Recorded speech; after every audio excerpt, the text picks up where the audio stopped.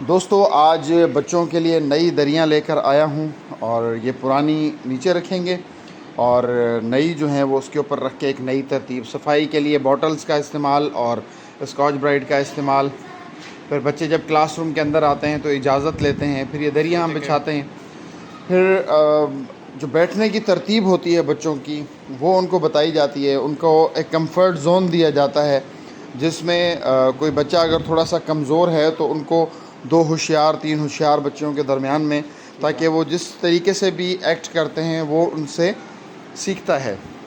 الحمدللہ میں پوری کوشش یہی کرتا ہوں کہ ان بچوں کو سکھانے کے لیے وہ انوائرمنٹ دوں جہاں پر بچے 10-10 ہزار 20-20 ہزار روپے فیس دیتے ہیں اپنے ان کو سکھانے کے لیے والدین اتنی ایفرٹس کرتے ہیں. تو الحمدللہ یہ بچوں کی ترتیب, ان کے بیگز, ان کی کتابیں ساری پوری کرنا, ان کو پینسل, کاپی, ربڑ شارپنر وغیرہ سب چیزیں دینا.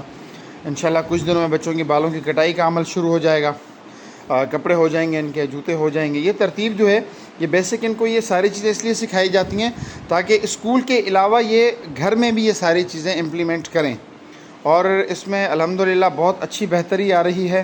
اور آپ دعا کیجیے گا کہ اس میں مزید پھلیں پھولیں.